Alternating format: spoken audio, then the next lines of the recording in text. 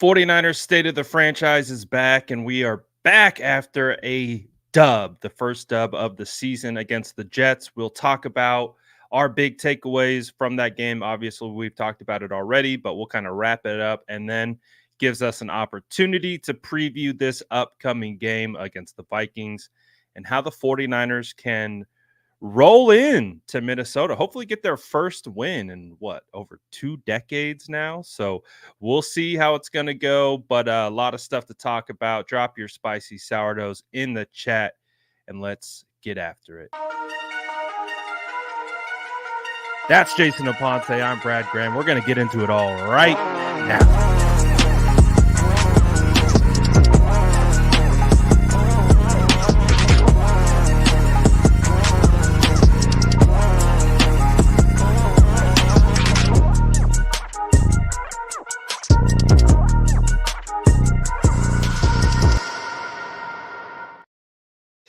What is going down, Mr. Aponte? What are the vibes like over there on the East Coast as we kick off State of the Franchise?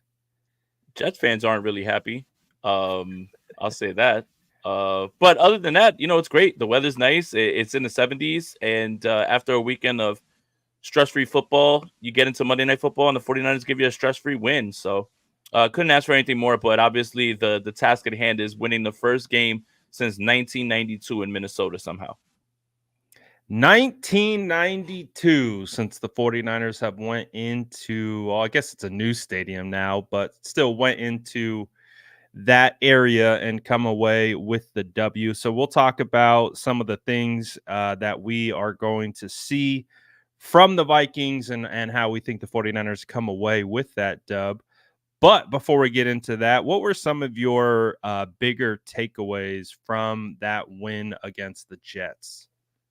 A lot of the talk was around the offensive line, and the offensive line was incredible. Now, if you want to attribute that to week one and rust or Hassan Reddick didn't play, okay, maybe I can listen to that. But watching the film and just watching how these guys, and in particular, Dominic Pooney, obviously, but as a unit, right? And we always talk about the cascading effect of one player to the next. And it seems like it's having an effect with Pooney on McKivitz. And Trent Williams comes back and he plays every single snap. And depending on who you ask, if you ask PFF, it was one pressure. If you ask Next Gen Stats, it was zero pressures. He still looked damn good for somebody who hasn't been able to, participate in anything all offseason. But I think the offensive line is one. The defensive line, the thing that I look at is Leonard Floyd looks phenomenal in that role opposite of Nick Bosa. It was the two of them. 9 of the 11 pressures were theirs combined. So this could possibly be, and obviously you don't want to overreact to week one, the best running mate that he's had on the other side of him as far as being solid and continuing. And, people are scared, including Aaron Rodgers, to throw the football at Mooney Ward. I think we've all seen the throw chart. And for the most part, Mooney Ward was on the right side. The ball never went that way. But I did see the Jets try some cool things with putting 3 guys on the left side and Mooney Ward kicking all the way inside with Lenore inside of him and Yadam on the outside. The 49ers are as versatile as it gets when it comes to whatever it is you're going to throw at them. So, yeah, Mooney Ward. And also Fred Warner is really good as well, too. I think we should throw that out there as well, too. Yeah. He's okay, right? He's okay at ball. Yeah.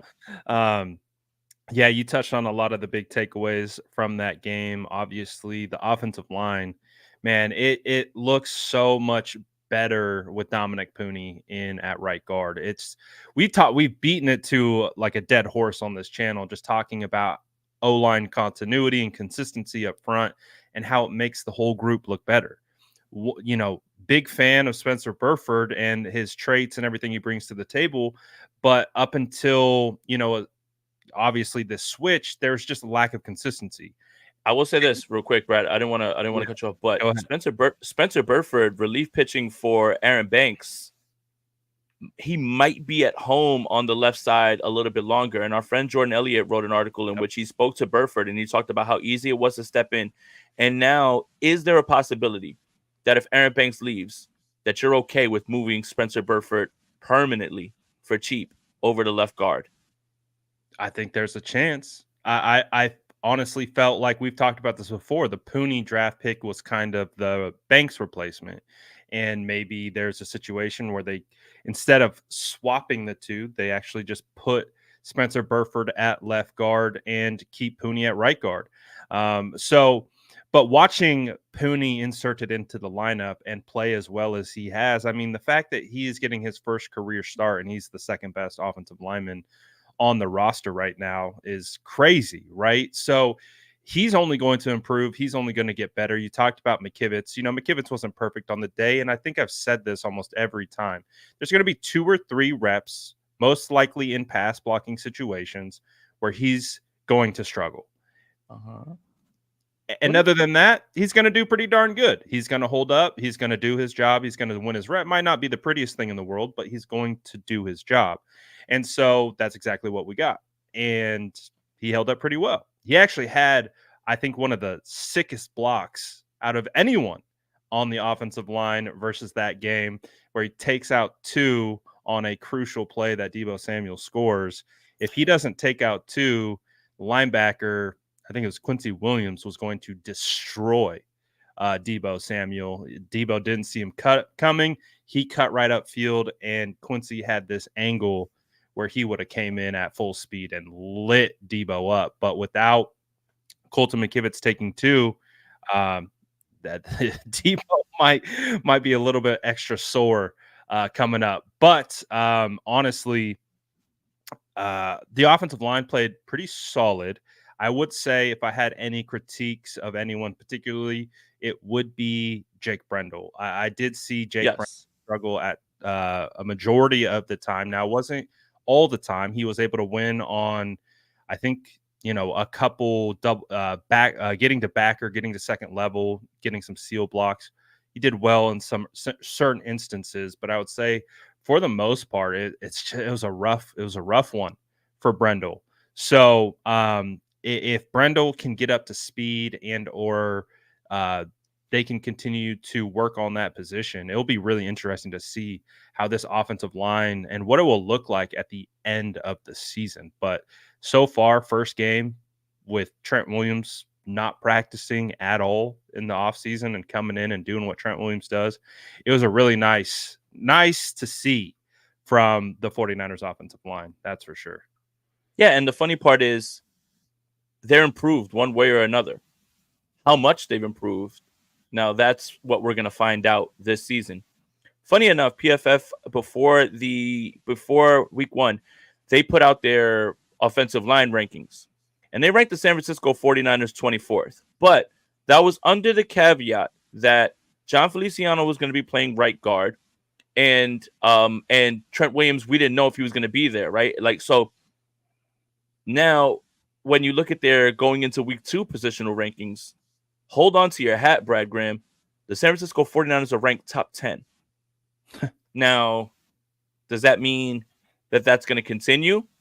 We don't know, but they're certainly improved. And I think this week is going to present such an interesting test, because a little bit of the stuff that I was really, really impressed with Pooney, aside from the fact that he was just stonewalling people and everything as well, too, is the communication on the stunts and being very good at understanding what's coming at him and knowing where to be. And it always seems like when 49er fans describe the offensive line issues, it's less of just always getting whipped and always in these big moments communication issues. If you just stand there and just go into your spot, even if you get beat, you can still slow that defender down. If those can start to go away, then you start to feel better about the chances. So we're going to find out how improved they are, because Minnesota really poses an interesting test with how Brian Flores and his defense gets after it with the blitz.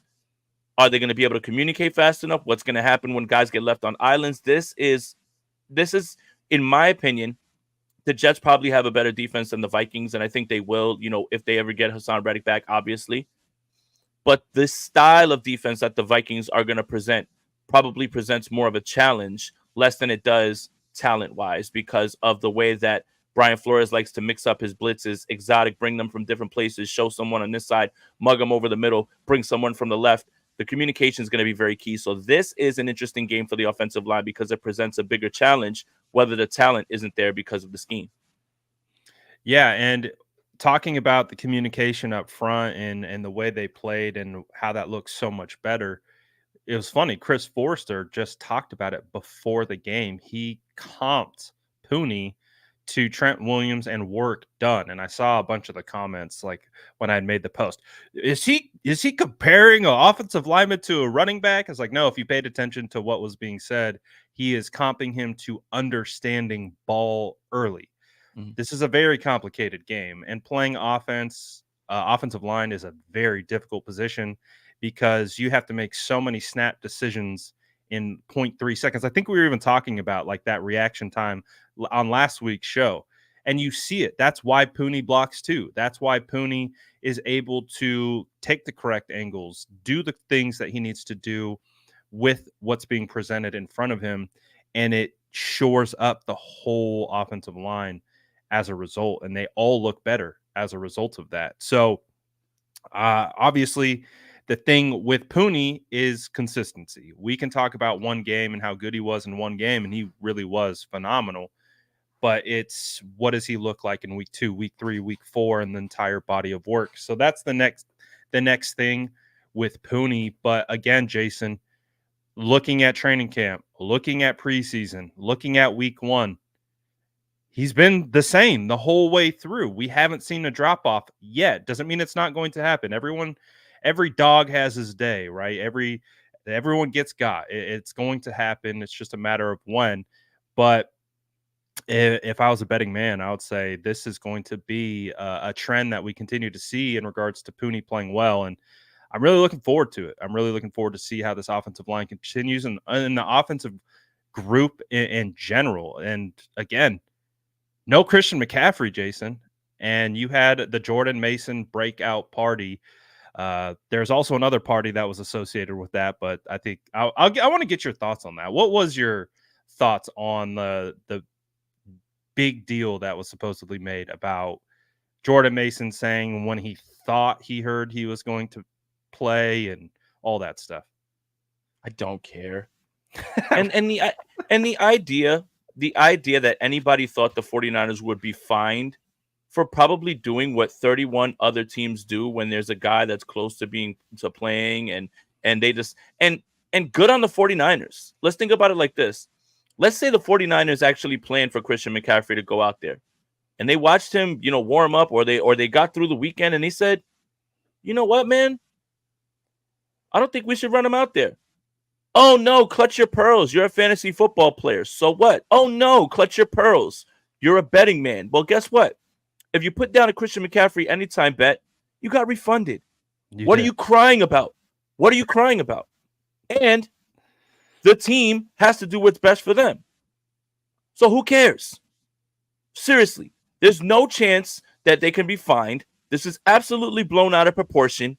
And after a game in which the 49ers beat the New York Jets from pillar to post, shout out Jets gang, I knew you wouldn't be here today. Rest in peace. This is what people want to get upset about? Nah, man. Come on. I don't care. Who cares?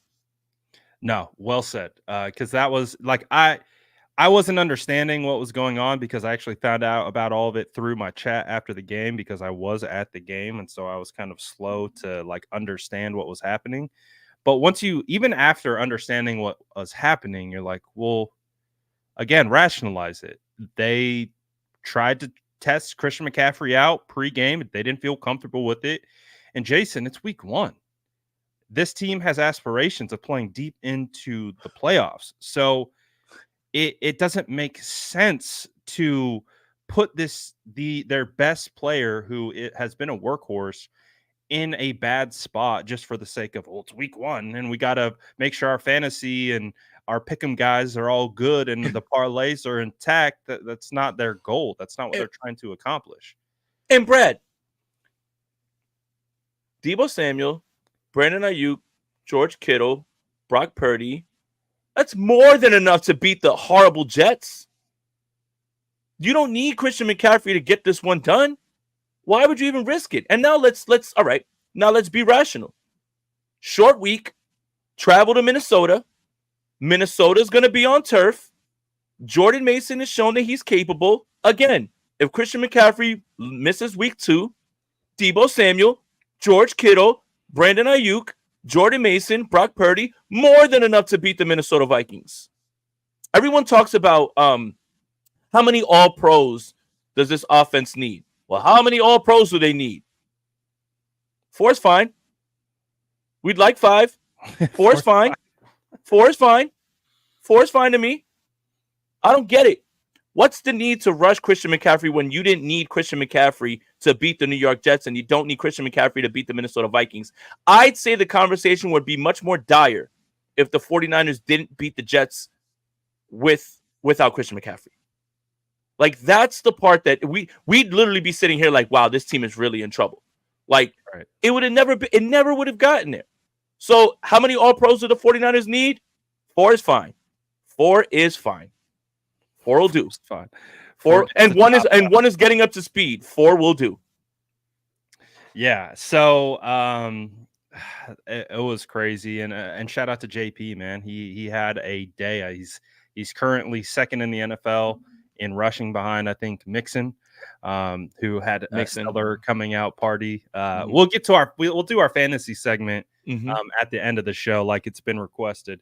But Jordan Mason filled in just like we've all expected. You know, I think if you've been in the 49ers universe, you understand that Jordan Mason is a capable back. So I don't think any of us were really too caught off guard by it because it was the first time he had got ample opportunity. He's been behind Christian McCaffrey, who has been a workhorse RB1, offensive player of the year, all those different types of things, right? So it all makes sense. And it doesn't the word that you use all the time, Jason, it doesn't behoove the 49ers to risk injury to a guy like Christian McCaffrey if they don't feel 100%. It just doesn't make sense. And like you said, they got some other good players on this team, so I think they're going to be just fine. So, I mean, we're getting reports right now. I'm seeing it. Christian McCaffrey back out on the practice field based on the videos. He looks like he's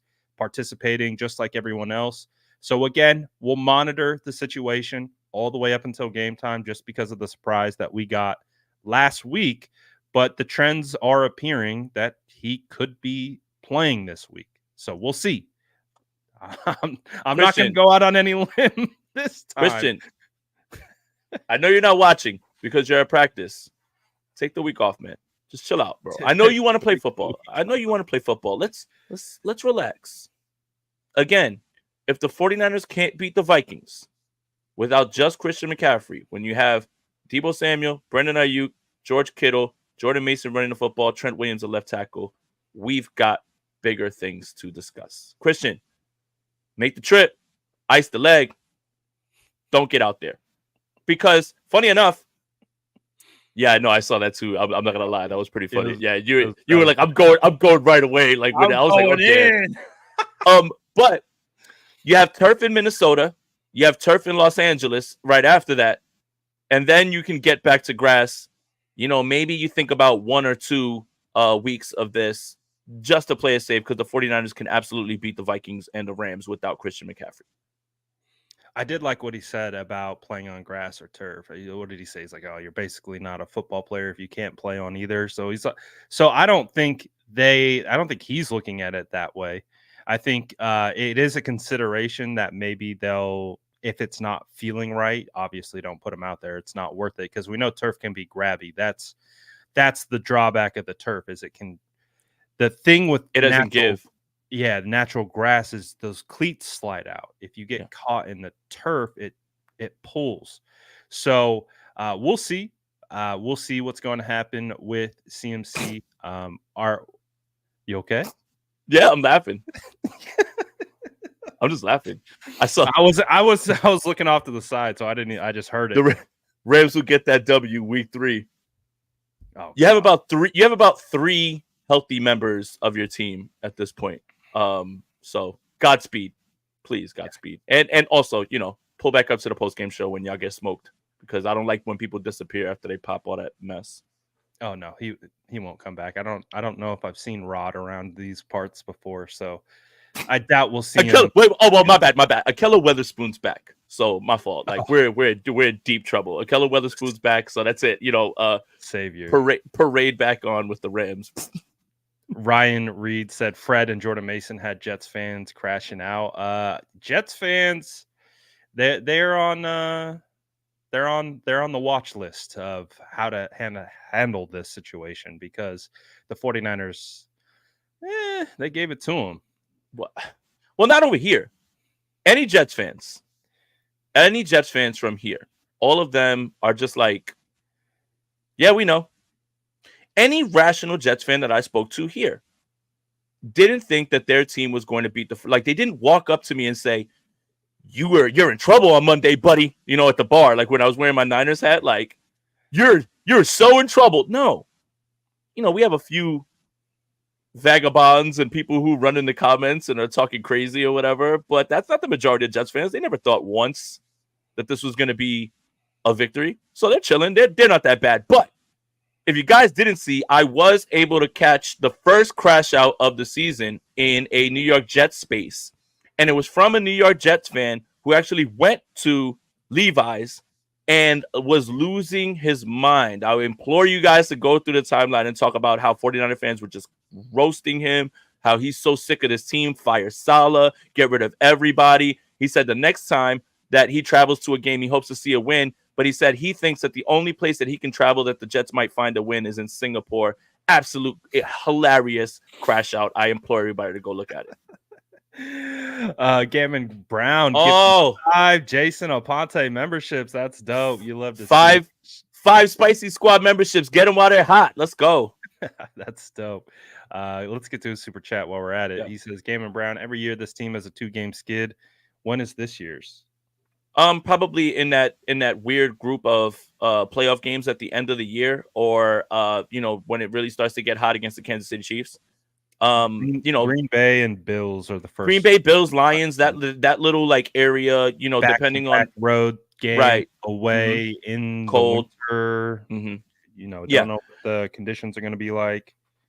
That kind of feels like the potential 2 games.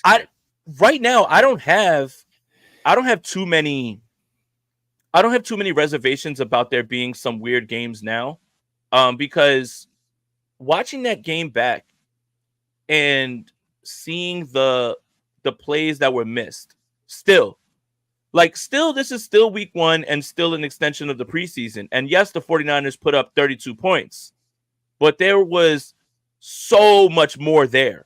There was so much more there for them, and they absolutely could have scored 50 points easy if they were rolling. So in my opinion, I think when we get to like week 3, week 4, and Aiyuk's up to speed and the offensive line is gelling more, provided there's no injuries, I think you're going to start to see them really kick it into gear. It's just down the stretch. You're just going to figure out where you are health-wise, how the 49ers have done navigating those, injuries, who they are too, and what the depth looks like. But as of right now, you look at week 1, that's not the 49ers peaking. That's the 49ers getting their footing, and there's still much more to be done. And I think they would tell you the same thing.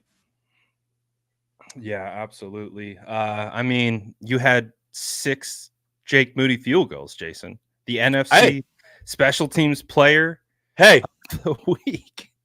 Hey. Scott Fishbowl 2-0 because of 33 Jake Moody points. Nothing but respect for my GOAT. It's 3 points per field goal, 3 points per extra point, and if it's a 21-yard field goal, it's 2.1. 33 points, the highest scorer on my team, while I put up the second highest points in my division. Nothing but respect for my GOAT. Jake Moody coming through, franchise kicker. You love to see it. So that's awesome. So we've hit on pretty much. Let's talk about the holdout. The holdout kid, Brandon Aiyuk. What were your thoughts on his performance, and how do you think that is going to last? No. And again, it was obviously going to be some sort of snap count, right? But I did find it interesting that Brad, when we were talking about who would play the X if Brandon Aiyuk didn't see the field, that it would be Chris Conley. But Jawan Jennings could play X. No. Chris Conley is your X. Your X behind Brandon Aiyuk. He was the one who rotates in. He can have the speed. Right. But look, everybody's going to have something to say because of the drop. So, first of all, the first Sauce Gardner play, that's a PBU. Yeah, it's a PBU. And that's not him dropping the football. It is his arm, and it's a last moment thing, which Sauce is one of the best, if not the best. Ripped it out. It's great. Now, I know. Yeah, I know you want him to catch that. Great.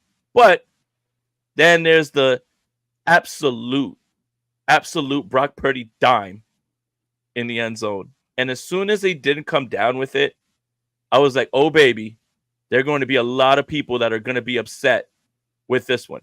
Me, in my mind, it didn't bother me as much because we were rolling against the Jets. And let's face it, after the Jets gained the lead in that game was never close. So it just got away from them. I thought it would get away from them later in the game. It got away from them much earlier. So it was of no consequence. But, man, there are a lot of people that said, man, you did all that for $30 million. You better come down with that. And I just said, hey, I'm going to let people talk. I don't have that opinion, but I understand exactly why people are saying that. Yeah. So my thing with Aiyuk is you would have loved to see him come down with that catch right in the end zone with Purdy. Purdy threw an absolute dime. Yes. But hey, it happens. That's why the whole time I think both you and I were like, just get him into camp. Mm-hmm. Just get him into camp. That's all we want. Just get him in. Because man, we now have enough of a track record of understanding that if you miss camp, you're gonna be a little rusty. So hey, don't tell out to Trent Williams. Well, yeah, true. He's a freak, though. He's not human. He's subhuman. So Trent is amazing because he didn't have any rust. He looked phenomenal. He looked like Trent. But let's talk about the defense a little bit. What were some of the things you've seen from the defense, and what do you think of this new revamped defensive line as a whole? Malik Collins, Leonard Floyd. Obviously, we didn't even see Yetur Gross-Matos. He's back at practice, all those different types of things. What's kind of your thoughts going with that? Well, it looks like Nick Bosa's got a running mate because on top of Leonard Floyd being just a veteran with an insane motor, and you saw it pop up on tape, right? Like he's literally running down, running Breece Hall when he's stuffed up on the line. I do want to talk about the run defense because, don't look now. That looks really good. But Malik Collins looked very good in this game. But essentially with the pass rush, when you have games where Leonard Floyd and Nick Bosa are going to have 85-90% of the pressures, you're probably doing something right. Malik Collins looked great in the run game, obviously recovered the fumble. Just need a little bit more from Javon Hargrave. And again, we're trying to get this all moving in the right direction. But early returns on the defensive line look good in this game, especially with the reinforcements coming and the fact that, Hargrave can definitely step it up and play a little bit better as well, too. So I feel great about this defensive line, and the run defense looked really, really good, man. I'm still working through the tape, but I mean, the first play, Leonard Floyd it was beautiful. He timed the snap count to the point where he started coming down the line, and Conklin had his head turned this way, and when he looked back, he was already by him. Yep, 100%. I've been running it back. Let's do it right here. So you got Leonard Floyd over here, and just like you're talking about, he's keying on the snap count probably because of the noise, right, in the stadium of Conklin, and then you see the timed snap count. So this is tape study, right? Because Leonard Floyd sees this pre-snap motion. He believes already that the play is going to that side. Mm-hmm. So he crashes down and just comes down the line and just absolutely beautiful. And you see the celebration right there just on the first play of the game.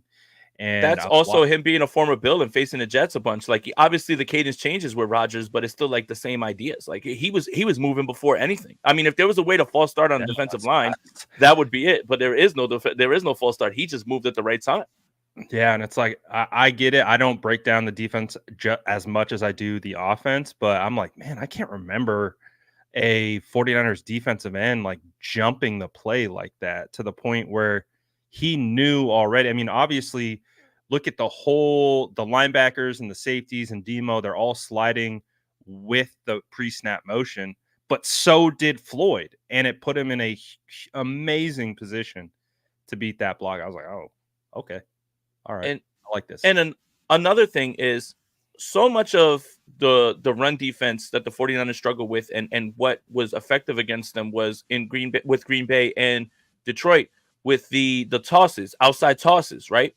And there's the crack toss in particular was killing them, like and it just felt like they didn't have an answer under Steve Wilkes. And then all of a sudden this year, you get Nick Bosa flying out and basically sealing the edge, and now all of a sudden Fred Warner gets a free shot. Those things are the things that people were going to try to take advantage of because they saw it work, in the postseason when the 49ers struggled with run defense. That was all cleaned up in this game. And I feel like Breece Hall did have the rushing touchdown, if I'm not mistaken, but you get Fred punching out the ball and everything as well, too. It never really felt like the Jets ever really could get a rhythm running the football. And then when the score gets out of hand, then you can't run the football anymore. But for 1 week, that run defense already looks better than everything that we saw last year. Absolutely. We didn't talk about Juice. What were your thoughts on Juice? Oh man, Kyle Shanahan is a snippy person. So I forget who it was that asked at the press conference. It was Branch. Okay, Eric Branch. Was that new? Was that a new play? And he's like, "What are you new here?" And it's hilarious. It's absolutely hilarious. It's hilarious because how many years have we broken down that stock rail route? And Jimmy overthrows it and throws it into the stands. Or I think of the Nick Mullins one against the Eagles. I think of the 2019 him diving and making that snag on that. Oh, against Seattle. No, it was against Pittsburgh 2019. Yeah. So all right, Pittsburgh. My bad. So you've got that one. You've got the one against the Rams in 2020 in which he threw it and Kyle throws his hands down. There's the Jimmy G one in Tennessee. Like this is the Tennessee. This is me off of the top of my head giving you examples. Right. 2019 against the Seattle Seahawks in the clincher, right? In the clincher with the Drake Greenlaw stop. When they needed a big play, they went to rail. And so Kyle is so hilarious, man, because he didn't have to do that. He could have just said, no, that's something that's in our playbook. And he's just like, what are you new here? And it's so crazy because this is a media member. You're a media member. Long time. He's been there the whole time. Right. Kyle's been there the whole time. Why is it that we all like point to the screen like Leo, like, oh, stop rail. There it is. they hit it. Oh. Here's another example. 2020, Nick Mullins against the Eagles, like the second play of the game. Kyle Juszczyk's running by himself, and he throws it into the stands basically, and it would have been a touchdown. Why is it that I can remember all of these, and it's just like, oh, that's new? No, it's not. It's not. No, that was pretty funny. That as like the question was coming out, I was like, oh no, and Kyle's like, what do you do?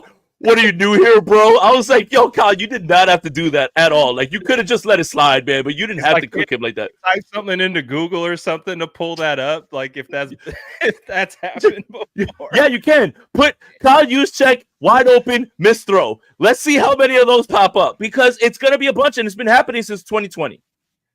No, it really was Rich Madrid energy. Oh, yeah. He's basically like, watch the tape. He's like, go watch the tape, pal. It's like, crazy that it's right there in front of you. You should know the answer to that. It's crazy how many of the media members, and not everybody. It's crazy how many of the media members have no idea what they're looking at. And that's what's crazy is because a media member will put out an article saying, oh, this player needs to improve and do this, and that. Based on what? How did you get to this conclusion? Just, what, production? Or are we like, this is what I want for all 49ers media members, just a little bit more understanding of some of the concepts and some of the game. Like it's not, I don't need you to be able to point out everything because Brad, as hard as you and I work when it comes to looking at this stuff, there's definitely times where I'm just like, I have to ask someone else where I'm like, dude, I thought it was this is what I'm looking at. Like, I don't, and someone will say, I go to people that I trust so I can learn. I think that the media members just need to know a little bit more about that type of stuff because that question was completely avoidable.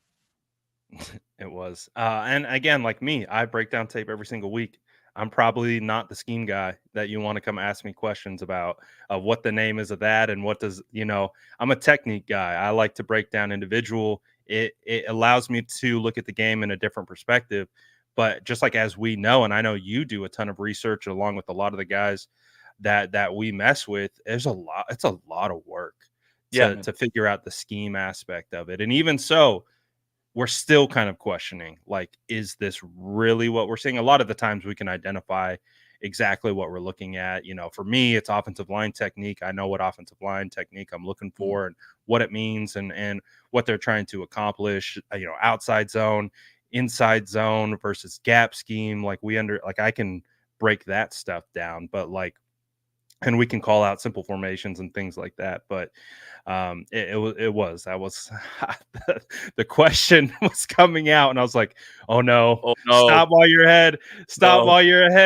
And it's just like Kyle that, man. Don't ask Kyle did it with like a smirk on his face, like I'm about to cook this dude. Like just like, come on, man. You look, pick and choose your spots. When someone asks you something really dumb, like that was like affecting a game, like or like something that then like go into like that stuff. I felt like while I got a chuckle out of it, he could have let Eric Branch live just a little bit on that one.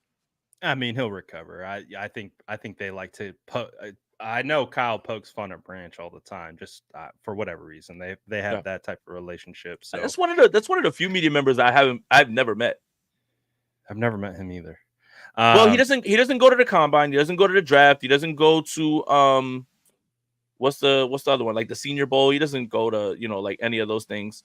For the most part, it's always like Lombardi, Mayoko, Jennifer Lee Chan, Barrows, like those guys that usually travel. I don't, and Mike Silver, I've met him too. Mm-hmm. He doesn't travel. Like he's the only one that I've never met. I think. I think you're right. I don't think he does travel, or at least to those off-season those events. Well, that's really what we get access to at this point right now. So like that's the only reason I bring up those things. Yeah, of course.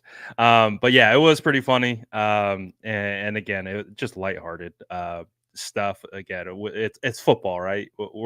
I think it's.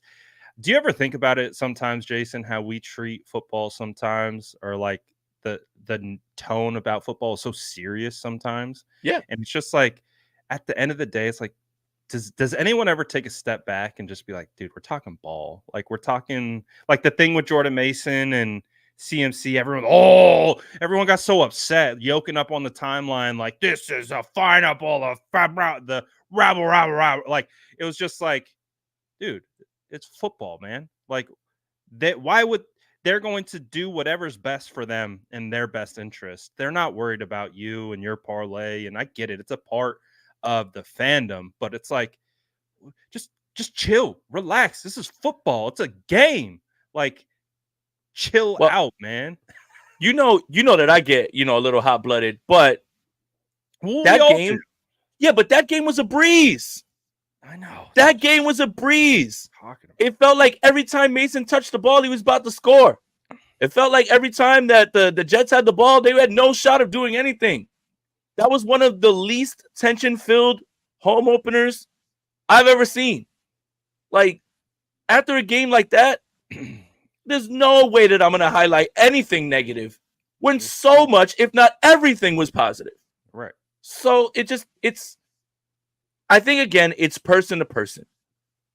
Some people are overly optimistic. Some people are pessimistic. Some people are realistic. But the people that want to be mad are going to be mad regardless of whatever the outcome is. The 49ers won 48-10. We should have scored 56. If the 49ers win 32-29, why do we play the Jets so tough and so close?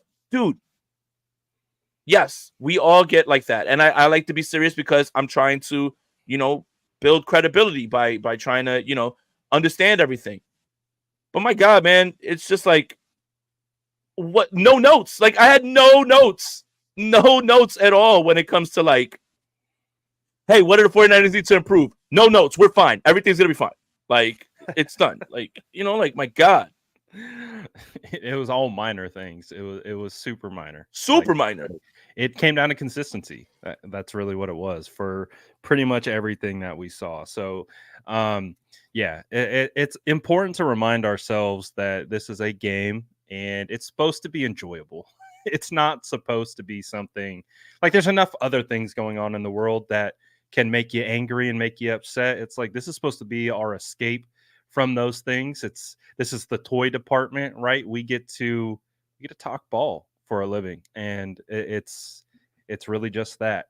And one thing too, Jason, we've done this long enough that you're 100% guaranteed going to be wrong about something. Oh, It doesn't matter well, if you're the greatest football mind in the world. look, You're going to look, be wrong about something. look. The funniest thing is about being called out about like being wrong, right? Okay. When you're in the business of giving a take every single week, every On single day, everything, on literally everything. it's so easy for everyone else to be like, "Hi, you got this one wrong." Well, I want to see you get up on the screen. I want to see you give all your opinions. I want to see you take accountability for when you don't get it right, because you're not going to get it right every single time. And the reason that we enjoy being right is because it's not easy to be right, especially when you come to a conclusion that isn't something that's super easy, right? You don't get a victory lap for saying, "Oh, the San Francisco 49ers are going to beat the Jets." I think we all knew that. You don't get any brownie points for that. But if you say, "I think Jordan Mason's going to go for 28 rushes and 100 something yards and a tug," and you're right, then enjoy that. But I just love the people that love to call out what you were wrong about when you don't give opinions on everything and no one's checking for what you have gotten right or wrong about. And So, listen, sometimes there are really bad takes, and they yeah, kind of deserve to be highlighted as such. yeah.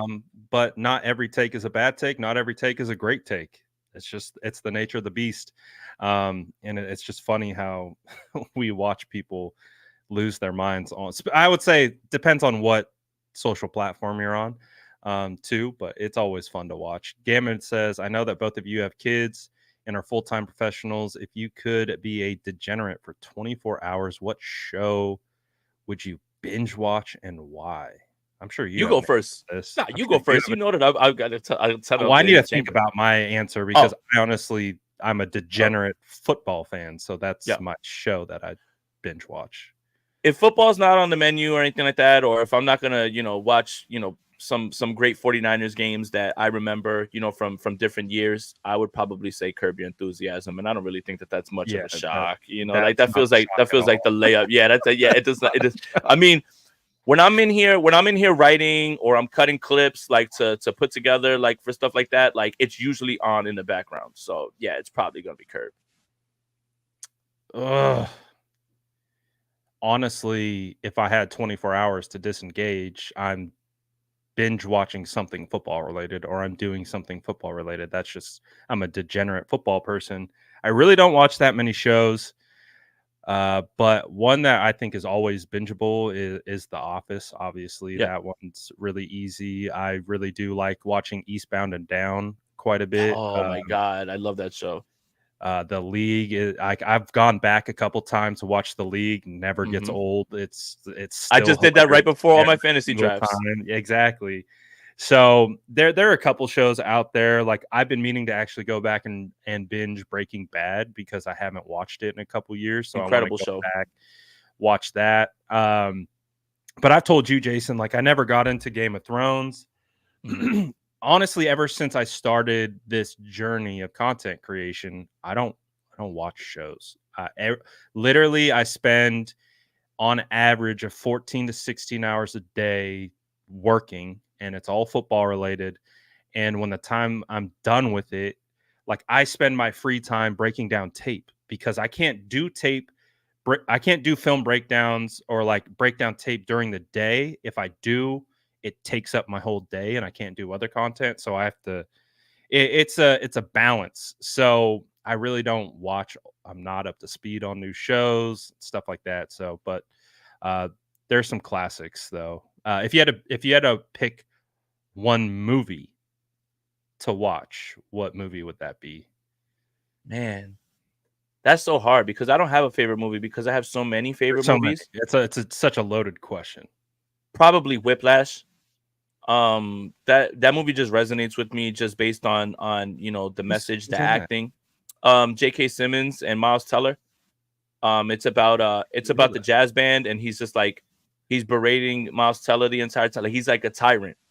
But like as you get through the movie, you start to really understand what he's going for, and he talks about the the biggest opposition to great is the word good, meaning you know how many greats were trying and trying, and he says if someone is there and teaching him and they're like, oh, good job, man, you did all right, you know they'll say, oh, thanks. He goes, but I don't do that because I want to push you to be great.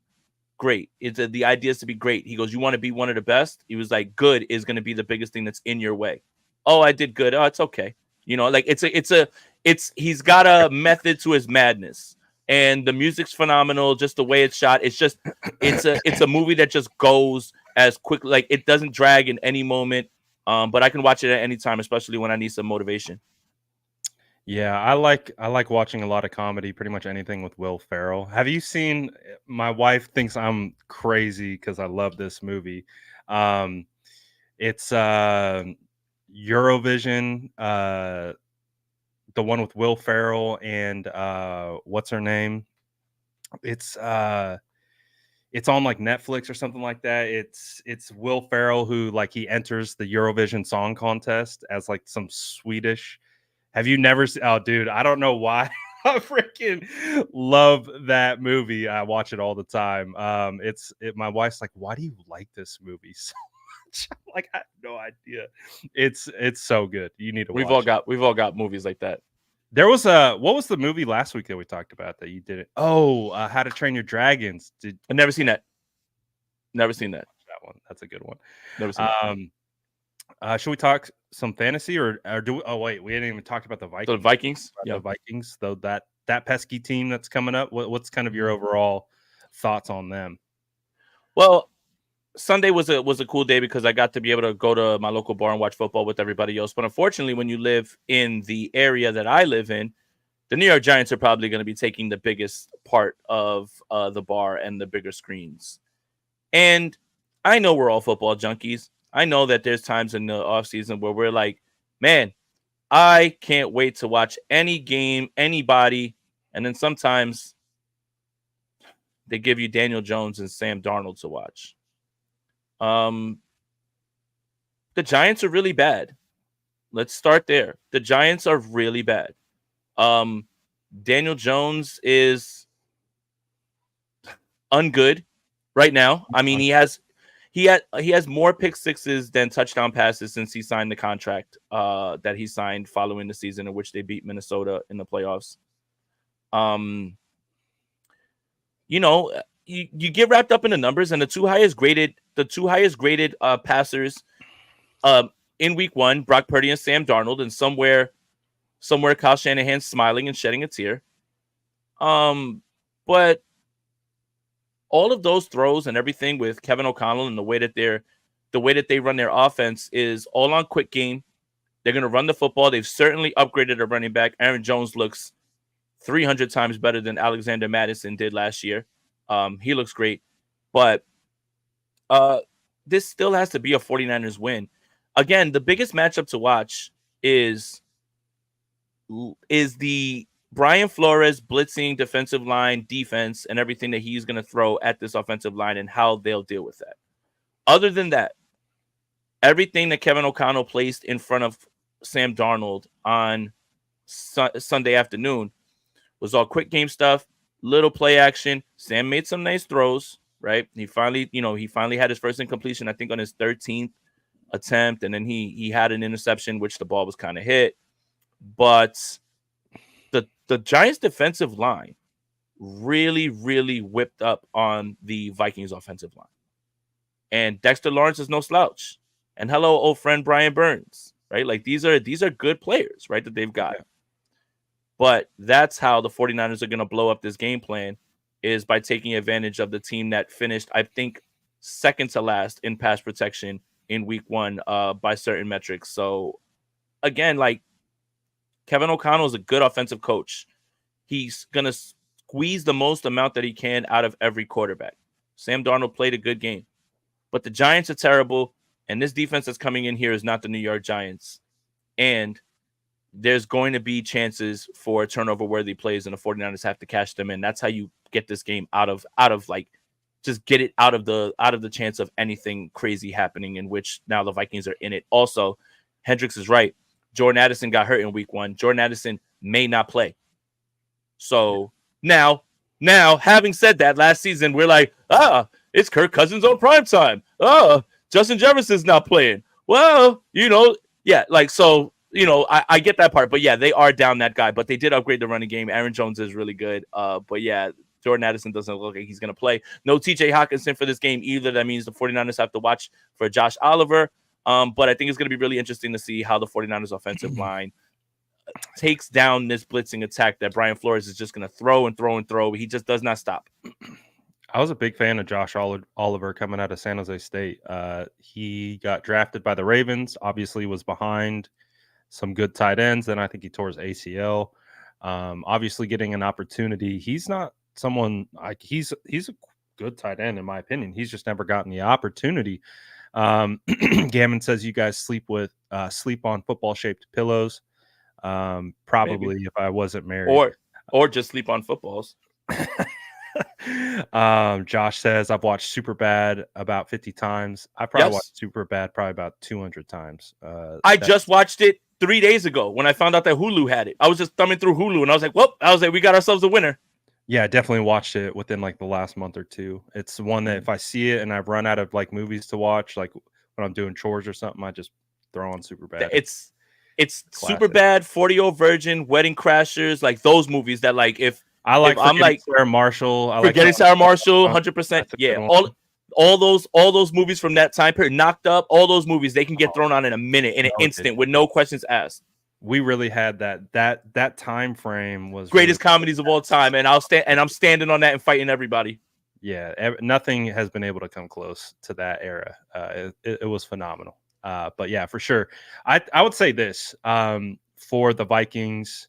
I think based on what we saw last year, the biggest thing that we have going into this year is no Steve Wilks. Right. I think that's huge. I think, I wanted to see how that would bear out versus the Jets, and I feel like we've seen it. Like we talked about that game against the Vikings last year on prime time as a game as they should have won. They should have came in and got it done. And it was one of the worst defensive performances I've seen from this defense in a long time. And it just was so out of ordinary with how they performed. And I think it just came down to what they were doing with Wilks. And now that Sorensen's back, is in the driver's seat, I think you're seeing this team play like we expected them to play. They're playing with that fire that we've come to know them for. It's the same guys pretty much. Obviously, there's been some changes up front. But if you go back to 2022, it was really similar to the group in 2023. What was the difference? It was who was calling the plays and the schemes that they were using. And I just couldn't wrap my head around. I'm not a defensive specialist, so I don't have the answers to why they're doing certain things. I just see it and I'm like, this isn't working. Why do they keep doing the same thing? And so now it feels like Sorensen's got them back to playing 49ers defense. And obviously you mentioned, we've talked about the defensive line and the group up front. I think they're going to have a big time opportunity to be able to get after Sam Darnold and a lot was made about Sam Darnold seeing ghosts when he was with the Jets, right? And it's kind of stuck with him for a big portion of his career. It was one of my knocks on him coming out of USC is I could sense that was a part of his intangible quality as a quarterback. It was never a physical issue. It was always an intangible question that I had about him. And you could see in his performance against the Vikings, he's got the talent. The talent has never been his problem. It's just going out there and executing under duress, under fire. under unfavorable situations, adverse situations, and remaining confident and remaining strong in his ability. That's just where he's always kind of struggled. So obviously, if he's in the right situation, I think this is probably the best situation for Dan or Sam. I just called him Dan because if you think about it, they drafted a quarterback really high, but he's hurt. Yes, is he there potentially for the future? Yeah, but he's not getting his job taken. That pressure. Oh, That who else do they have? Nick Mullins. Oh, get out of here, Nick Mullins. His job's not getting taken. Don't disrespect. It's not disrespect. Yeah. I think that no, he's not. You're right. If you're gonna roll with somebody, roll with Darnold. Roll with Sam. Yeah. That's why they brought him in. So I do think that the 49ers have an opportunity to rattle him. And that's really what it comes down to. Can they get him into positions where they move him off his spot and they muddy up what he's seeing? And if you can do that, you neutralize the arm talent. You neutralize all those different types of things. So I think that's really how they get after him. I think they have all the answers. Yeah, and the weird part about, last season's game, and I don't know why this is like ingrained in my mind so much, is like after the Kirk Cousins interception, you have the Christian McCaffrey fumble, and I believe it was the first play after that, Alexander Madison runs for like 57 yards. And then he finishes with 10 yards for like 10 carries for the rest of the way. So that number looks skewed. Everyone's like, oh, you gave up this amount of yards, but it was like, yeah, it was all on one carry. And then you have that play at the half on the cover, zero blitz, and then you have you have the end of the game where, Brock, it felt like something was off because he was so good for the entire game. And then we find out that he had a concussion. Because the next week they already put it on there. Did that affect him during there? I don't know. Just a lot of weird things that happened in that game. The ball didn't bounce their way. You have missed field goals. You have, you don't take advantage of interceptions. You turn the ball over. You're literally just asking to lose, even if it's to Kirk Cousins on prime time. So yeah, again, early returns right now, again, the run defense looks stingy. They look like they know their run fits, and they look like they know exactly what offenses are trying to do to them. And again, just protect the football and go out there. And I don't really have too many worries about this game. It would take the 49ers to play similarly to how they did last year. But, as much as I say that, it just seems like it always happens in Minnesota, regardless of who the quarterback is, whether it's, Kirk Cousins or, that guy who stole all that money from those people in Mississippi. They just find a way to not play well. By the way, Brett Favre, give back the money, pal. We see you. Stop tweeting. Give back the money. Stop tweeting. Stop tweeting. Stop being on TV. Stop tweeting. I actually haven't seen anything from him. Give the money back. Tweeting. It's tweet a bunch of nonsense instead of giving the money back. Crazy. That's funny. Gunzy says defense actually adjusted to tight man coverage right after Aaron picked apart our zone defense with Wilson. Prayed for times like this. Tight man coverage that didn't exist last year, right? And adjustments, right? Like immediate adjustments, not like, oh, let's go through a half. Right. Let's go through let's see what happens for a half, and then we'll figure it out. And then get yelled at by Kyle and have to change the scheme and what the hell, man? Well, this is what we're running in the second half. Did you hear the nice little nugget that Kawakami sent out about why Kyle Shanahan let Kubiak call the plays? Mm-mm. Was it to watch the defense? It was to listen to the play calls from Sorensen so you can get a better idea. Damn, could you imagine your first time in that position and your boss is like, you know what? I'm going to do something I've never done in my career and give this thing up so that I can tap in and listen to absolutely every word that comes out of your mouth so I can make sure you're doing your job right. I think he doesn't want to start. He doesn't want to have a start to the season like he did. Yeah. He just wants to get on the same page now. And I think, again, it makes sense. That's the evolution of a coach. That's you doing things differently. But so far, early returns are good. Again, I liked what I saw after that so let's face it. You look at Diamador Lenoir's, I think his numbers. I think he allowed 7 catches. He got targeted 10 times, right?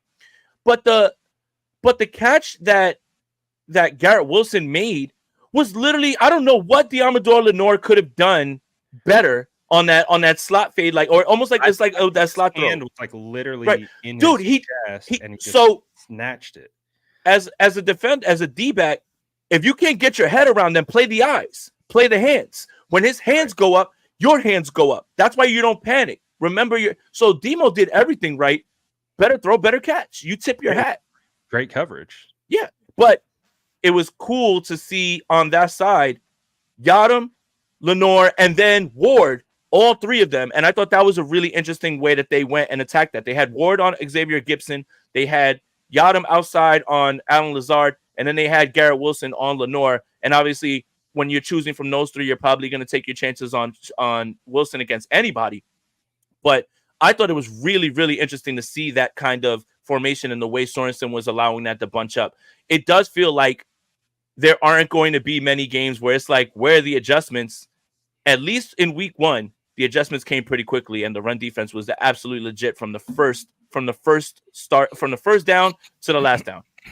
Yeah, I'm really liking the Staley Sorensen combo so far. I think the returns. Nope, nice. can't say anything nice about Brandon Staley. You know me. I'll pull out the sword to say something nice about one of our players. Well, I was told Brandon Staley's a loser, and all of a sudden the 49ers are going to forget how to play football, and they're not going to have a good roster anymore. But that was probably one of the biggest overreactions of the entire offseason. In of all the things to overreact to, Brandon Staley was by far the thing that needed zero reaction, as opposed, or I mean, you could just be optimistic about it, but if you wanted to make it baseline, fine. But literally, like I said, when Anthony Lynn, the former Chargers coach, was made assistant head coach, nobody was like, "Oh, why are you bringing that loser over here?" I just don't get it. Yeah. Selective outrage. Mm-hmm. It's probably because they saw the Raiders take it to the Chargers in one of the final moments, and we know it's recency bias. That was the last thing that happened. And just because you're a bad head coach doesn't mean that you're a bad coordinator. I mean, Vic Fangio is not going to get a head coach job, or a bad position coach or things of that nature. Vic Fangio is not going to get another head coaching job. Most likely, he's going to be a defensive coordinator the rest of his time, and I think that's fine. 1, 2. I also think we're over the days of kind of defensive-minded head coach. I think they're all looking for that offensive innovation, right? Yeah. So, Gammon says thoughts on the Week 1 new special teams rule. What are your thoughts?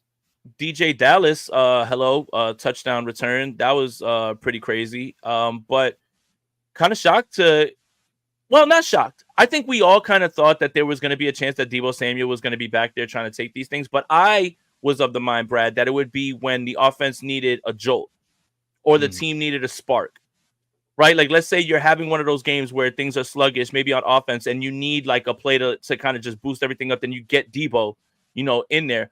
But Deebo and Juice playing rock, paper, scissors to see who can, take the kick. I was a little shocked, especially with Garendo active. But when you think about it with Mason and Garendo only essentially being like the only running backs that were up for the game, then it kind of makes sense that you didn't see Garendo out there. I really like the rule because I think they're looking at it as almost like an offensive play. Like it's a run play. There's more opportunity to actually build out like a blocking scheme and try to develop lanes and allow guys to make cuts. That's why I think Juice and Deebo are out there. So they're looking at it like, this is a play that we can now score on.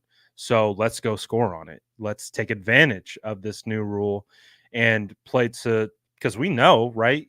Sometimes games are decided by crucial special teams plays. You can do everything on the offensive, defensive side of the ball all game long. It could be a tight one, and the game is decided by a special teams play or a special teams error. So why not take advantage of that potential opportunity to maximize your opportunities with the ball in your hand? So I don't mind having your starters out there at all. I like it. I like the new rule. Yeah. I think it brings something new to the game that has typically been just, all right, let's get this over. I think they called it like a procedural play. Like it was just part of the process. Really didn't, we didn't see much action out of it. And I think how they've done it, I think it's still a work in progress, but I like where it's headed. I like the idea to make that an actually competitive play. yeah, it's hat on a hat blocking, 10 yards apart. Who's going to set the block? Who's going to find the hole? You're going to find that more inventive ways of having wedges and having guys go different ways, and that's all going to happen. But I love the idea of just 10 on 10 block, right? And then you have the kicker back there as the last line of defense, and if you break through all that, then you're going to blow past the kicker, whoever you are, and bringing the excitement back. And it's just it's starting to look more and more like a run play, like an offensive play, which I don't have a problem with. And again, we're in week 1. This is going to take a while, and it's going to take a while for everybody to figure out how to gain an advantage. But once anyone does, they find an advantage, everyone's going to copycat it, and everybody's going to have to go ahead and make their adjustments as they go along. Yeah, and as we kind of wrap up our conversation on like 49er stuff, feel free to drop your fantasy football questions in the chat. Highly requested last week. Shout out to Xavier Worthy, baby. Yeah, we were asked, Brandon Aiyuk, Xavier Worthy. You were stronger on Xavier. I was more hesitant on Xavier. He comes out, scores 2 touchdowns on 3 touches. That's efficiency. 3 touches. Who was the third guy? Do you remember? There was 3. We were asked. It was Jackson Smith and Jiba. Yeah, we were both out on him. You probably got more points from Jackson Smith and Jiba, but it would shock you to know that Tyler Lockett led the team in targets and catches in week 1. Tyler Lockett routinely passed on in drafts because everybody wants to get on DK and JSN. Right. And to be fair, he almost had a touchdown, that being Brandon Aiyuk. So close. Yeah. I needed that. That one killed me because it took away a Brock touchdown and it took away the Aiyuk touchdown. I probably have Aiyuk in like 80% of my leagues, and I have Purdy in probably half of my leagues because I had the Jimmy G injury foresight to be like, you know what? I just realized we're on the second quarterback and he always gets hurt. I should probably grab Brock Purdy, not because I was some like foreseer into Brock Purdy having this insane insanity run that is never going to end. Because he's really good quarterback, but it got me Brock Purdy in a lot of different leagues just because of like thinking Jimmy's going to get hurt. It's just a matter of when. So let me get the backup. And boy, did that pay off. It's called a speculative ad. And I love that. And I can already see it. Everyone's asking about Miami right now. And we don't know if Achane's going to play. Obviously, Mostert's out. Jalen Wright already Jeff Wilson season, baby. All right. So look. So Schultz report says you're going to see Jalen Wright tonight. I think you would have seen that regardless, even if Achane plays, because if you guys watched the way that they used him, they threw him the football a ton. They couldn't run the football at all against Jacksonville. Shout out to Eric Armstead. Hello, buddy. I watched that game. Sack, and he was consistently blowing up the middle there. Shout out to old friend Eric Armstead. But I'm steering clear of this situation tonight for a few reasons. Yeah. If you want to pick up, Thursday's weird. Thursday's always weird. And if you want to pick up Jalen Wright to have him stashed on your bench and as a speculative ad to see, then I completely get that. But for me, it's week 2. You've probably drafted 3-4 running backs. You probably have a better option on your bench than trying to take a shot on Jalen Wright, who is very going to be boomer bust in this game, in my opinion. Like for me, I have Achane and James Conner. And Achane may not play today, but I'm looking down my bench. Who's on my bench? Oh, Chuba Hubbard, Jalen Warren, and Jordan Mason. Yeah, I'm going to run Jordan Mason out there, and I'm not even going to give a think to like going to pick up Jalen Wright or dropping one of those guys like for him just in case. I want to steer clear of this Thursday game. I don't know what it's going to be like, and Jeff Wilson's not going anywhere. Right now, I would try to look for better options. Now, I know Justin does DFS, and I know Justin is into the props. Now, that's completely different. That's completely different.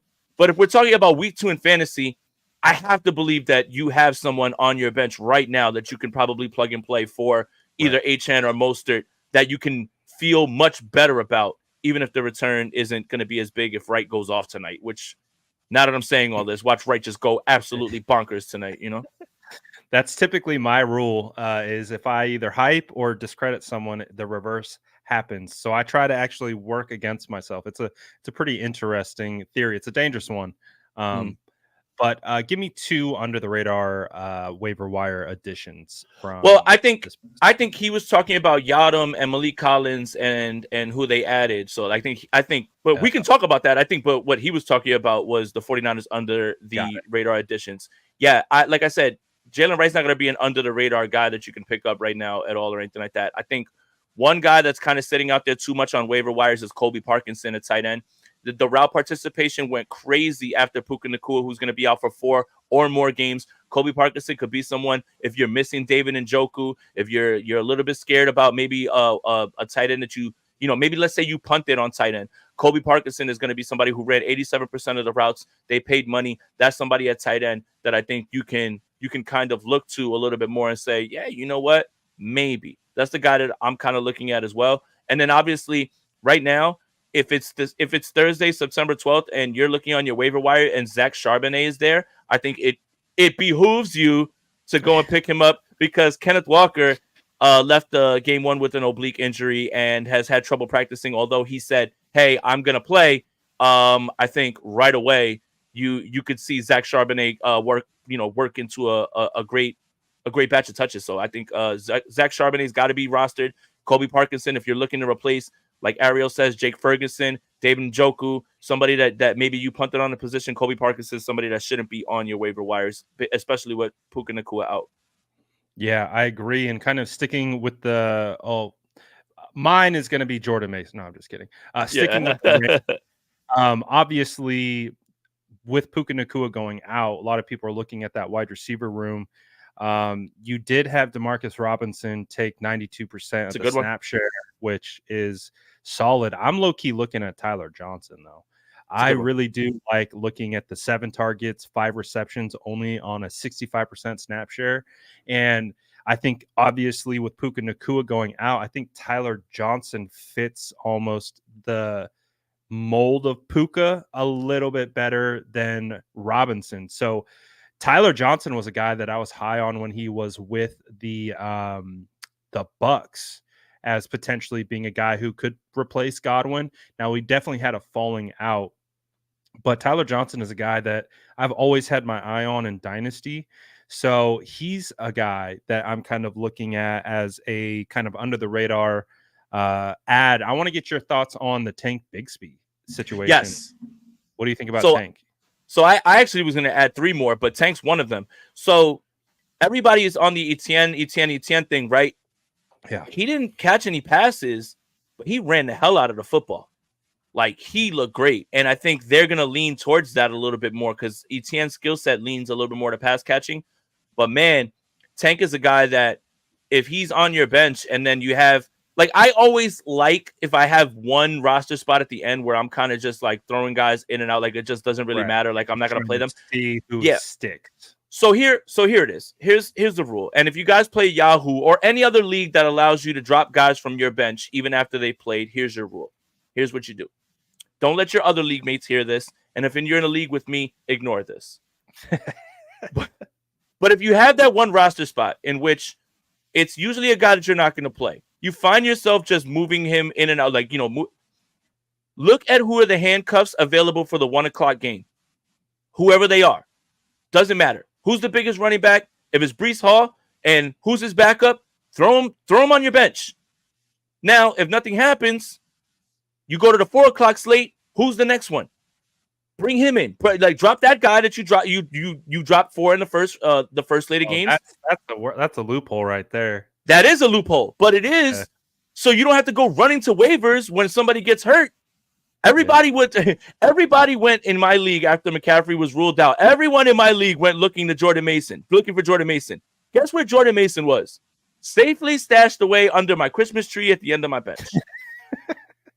So if you have a league in which they allow you to drop guys even after the game, I know ESPN doesn't allow you. I know Sleeper doesn't unless the rules are on. But in a Yahoo league, oh yeah, you need to be taking care of that loophole. The other guys that I wanted to mention, Greg Dortch. So everyone's in on Arizona and everyone's like, oh, Marvin Harrison. I don't know what happened with Marvin Harrison, but he ran this number is insane. I think there was about this. It's a 7,000 player, I guess research pool, right? For how fast they ran. Marvin Harrison ranked in the 6,900 in play speed. Never got above 16 miles an hour. It's out there running like an offensive lineman. What are we doing, man? And couple that with the fact that Kyler Murray said, yeah, we'd like to get him the ball, but it's not my job. Bang. Right? Yeah. Michael Wilson scores the touchdown. Greg Dortch scores. Greg Dortch is the guy that you see a little bit more of. And obviously Trey McBride is somebody who's going to pick it up. But Greg Dortch is definitely somebody I'm looking at as well, too. And the last one is probably going to be either Jaleel McLaughlin or if he's not rostered on your team right now, Brandon Cooks. I know Brandon Cooks isn't a sexy name and he's a lot older, but CD is going to have his matchup that everybody's going to be looking at him. Brandon Cooks is going to have his weeks. He's not a bad guy to put at the end of your bench. And I'm not going to lie to you, man. It was kind of hurtful to watch Javonte Williams struggle against that Seattle defense, man, because Denver is not good. But Jaleel McLaughlin actually catches passes. Those are going to be the guys that I'm looking at. Brad, you want to know how desperate I am? In two QB leagues, some of them I'm not even starting another quarterback. I'm just starting a player because I don't have. I am spending fat bucks on Malik Willis. Oh. Yeah, boy, that's rough. I've got a league where I got Jordan Love, Puka Nacua, and someone else that got hurt as like my top 3 guys. Brutal. Yeah, pain. So for me, I was just starting Josh Allen and just putting whoever I had Brian Robinson as my super flex because my other quarterbacks are like Andy Dalton and like Nick Mullins, and nobody wants to trade me a second quarterback because my team is loaded. Like I won the championship the last 3 years, so I spent money on Malik Willis just to have an extra quarterback. But I run that league, but nobody ever wants to trade with me, even when I'm like, yo, I will send you a pick, like I'll send you 2 picks. Can I get a second quarterback? Because I have Josh Allen and Pittman and Stephon Diggs and Debo and McCaffrey and like my team is absolutely loaded. I win the league every single year. Derrick Henry. I win this league every single year, but they won't ever trade with me because they don't want to help me. I get it. I've been there. Some other names that I like. You mentioned Dortch. Dortch is a Kyler Murray handcuff. Without Kyler Murray, he's absolutely useless, but Kyler loves him. So he is someone you don't want to sleep on, but also Michael Wilson. I have Michael Wilson in a bunch of leagues. Me too. I know he had a touchdown. He might not get as many targets as Dortch, but he does have high touchdown upside, in my opinion, because he's kind of a bigger bodied wide receiver. You could throw more of those kind of back shoulder corner fades to him in those types of scenarios. So that's a guy I really liked. You did mention Jaleel McLaughlin because they just had their rookie go down on IR, right? Yes. Emmanuel Wilson's a guy that I think you should pick up if you have a spot. Josh Jacobs did not practice. He did not. I think it was yesterday he didn't practice. But the problem is yes, you'll technically, if you do pick him up, you'll have the starter. But what does this Green Bay offense look like with Malik Willis? It's a good point, but I think it'll be a volume play. I think the person who struggles more is Josh Jacobs because he doesn't look as shifty as Emmanuel Wilson does. Yeah. And so Emmanuel Wilson might find more success without Jordan Love because Josh Jacobs, like, I don't know if you got that sense from that first game. I don't know if it was the footing. I mean, as the game went on, Jacobs got better, but early on it was like, oh, Wilson looks like the better back. Yeah, and he was hitting the outside and getting to the edges better, and it felt like he was getting the space better.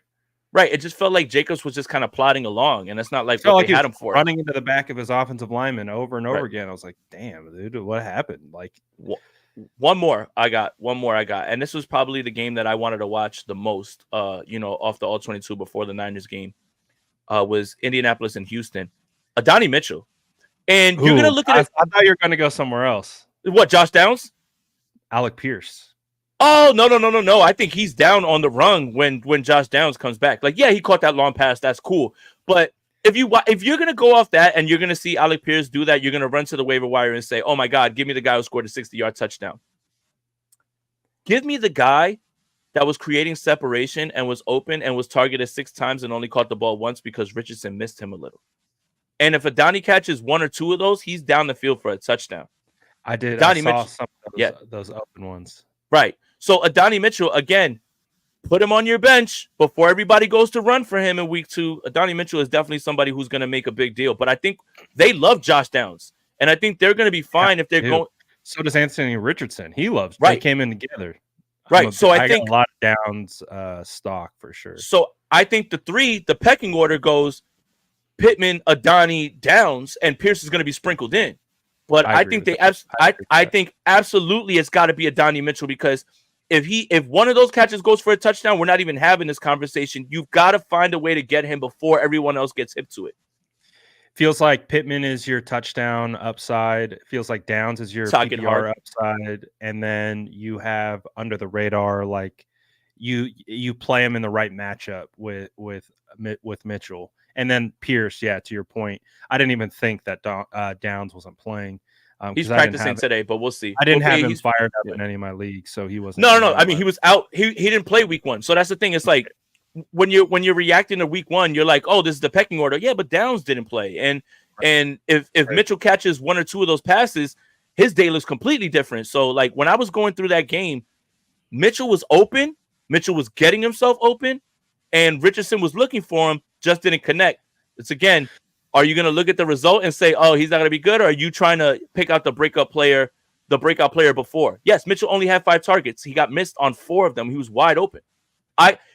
Targets are what you want, but what you want is a guy who's getting open. And Adani Mitchell was consistently open. It's all over the tape. And I still don't understand why people let him slide that far. That's true. Great Fox says the RB room should be called Christian McMason. Yeah, how do we get Garendo in there? That's true. How do we add it? Patrick Taylor. Yeah, that the Patrick Taylor erasure is crazy. Good stuff. Let's see. But yeah, man.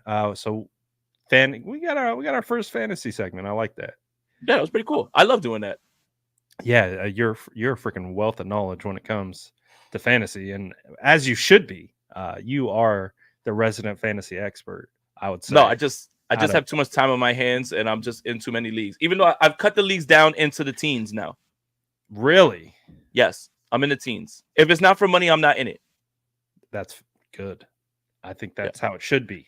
I feel like when you're not in leagues for money, people just fade out of the league so easily. Like they just stop setting their lineups and they stop. Right. And that's the other thing too. It's like people, like when it's free, like they'll just get out of it. And Hendrick says Jalen McMillan's another name you guys haven't said. 83% snap count. I don't know how anybody let Jalen McMillan not get drafted in your league, but if he's on your waiver wire, yeah. But the reason I didn't say him is because he needs to be rostered.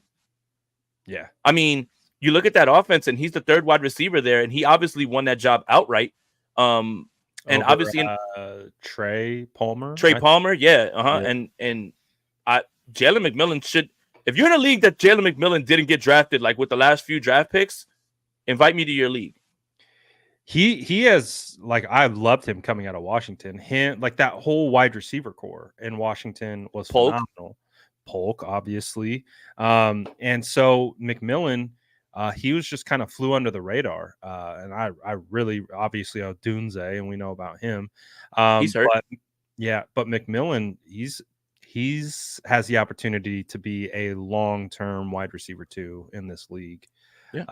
And if he gets the opportunity to be a 1, we'll see. But I really like McMillan a lot. But yeah, my redraft leagues, actually all my leagues, dude, it was a rough week for me. I don't know. It sounds like you had a good week.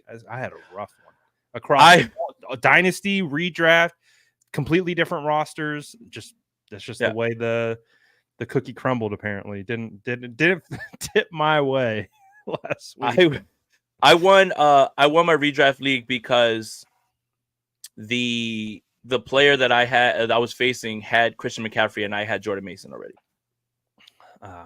So I was just like, oh well, I won, cool. Like it's like one of those moments. So I was like, oh neat. The one that I'm most proud of is the Scott Fishbowl one, man. So Scott Fishbowl obviously is the analyst, tournament. There's so many divisions, all that stuff. They have the wonky, scoring. I believe it's 1.75 per reception for tight ends. Again, 3 points per extra point for all the kickers. You could put kickers in your flex position. So some people have multiple kickers rostered. But Really? yeah. So they're the opposite of like I'm at the time like in the where I'm at with fantasy redraft is like I don't want even defense or kicker at all. I just want any league that I'm in has no kicker that I run. If I run it, then we're taking out defense and kicker, and we're gonna put football players on the field, and we're gonna make you draft football players. Yeah. But I am in leagues that I don't run, and you have to have kickers. But that league also, you get 2 matchups every week, meaning the person you're playing and the league median. So let's say the league median, everybody's scoring 200. The league median is 180, meaning like the middle ground. If you lose to somebody, but you score 181, you get a win. So you can be 2-0, 1-1, or 0-2 every week in that league. And not only did I like win my matchup, I had the second most points, so I blew out the median. So 2-0. Shout out to Jake Moody though. EH wants to talk about trading for Jacoby Myers. It feels the report was a 7th round pick. Yeah, and it was also before that was when the 49ers were trying to come up with something if they traded Brandon Aiyuk. Yeah, it was a 7th round pick, and the Raiders said no. No big deal. Sense. I think Jacoby Myers is better than a 7th. I mean, not a ton more, but no. But if I'm the Raiders, I'm not giving him away for a 7th. Neither am I. That's easy. Like no. Yeah, I don't blame the 49ers for asking. If you actually pay attention to what the Raiders think of Jacoby Myers, they love Jacoby, including Devontae. He speaks highly of Jacoby. And what's crazy is that was McDaniels that wanted him over from the Patriots. Like he wanted to bring him over, and he still has staying power. Good picks. Right. Well, that was one of like his guys that he was like, "Oh, I'm bringing him with me." So yeah, I mean, yeah. I think the timing of the article probably spooked some people as like, oh, like what are they still looking? No, this was like when they were trying to figure things out was what Silver was saying, and it was the 7th rounder. And the way the information's coming out, Jay Glazer is coming through with all that was a crazy story. Yeah, of how he had to stop the trade, and so then it's more stories about who they were actually trying to trade for. I guarantee they called anyone who they thought they could get a receiver for a value. That's just really what it comes down to. Pretty crazy that Kyle just ran upstairs and was like, put down that phone. Put down that phone. Obviously, people didn't love the returns, what they saw week 1, but it's just a reminder. It's week 1. The first 4 weeks of the season are glorified preseason for the starters and no more than Brandon Aiyuk. So just got to give him some time. But good talk today on state of the franchise. I think we covered everything pretty darn well. We'll see what the status is of Christian McCaffrey for this game for the Vikings. It's really tomorrow's your big day. Yeah, that's the biggest story around the 49ers right now is CMC going to play? Everyone wants to know. So that's really it. Other than that, looks like they're getting healthier and hopefully they get their first win since 92. And practice reports, Christian McCaffrey limited. Yitzhak Gross Models and D. Winters back. Everybody seems to be moving in the right direction. I think we got to find out about Aaron Banks, but if Spencer Burford plays the way that he did in his 16 snaps against the Jets, he absolutely depleted Jermaine Johnson. Oh my God, on that one play, dude. Why would you do that? That man was mad. Yeah, it's one of the things I love about Burford, man. When he gets moving, he can hit you very hard. He's been waiting to hit somebody in a real NFL game since February because of everything that's happened. Yeah. And he definitely rocked Jermaine Johnson. Jermaine was just like, oh, look, there's Burford. Cool. Like, yeah. I think it shook him so hard because it like hit him and he's like, oh, yeah, and just fell backwards. And Jermaine Johnson's a big boy. He is. He's very athletic. All right, guys. Appreciate everyone for tapping in. Make sure you like and subscribe to Aponte's channel. All that good stuff. We'll be back next week for State of the Franchise. This was a weird week. We're obviously live on Thursday. just because when we have a Monday, it kind of kicks the content back a little bit. Short week too. Yeah, short week too. Appreciate everyone tapping in. Grab your cookies on the way out. We're out of here for now. Peace. That's Jason Aponte. I'm Brad Graham. We're going to get into it all right now.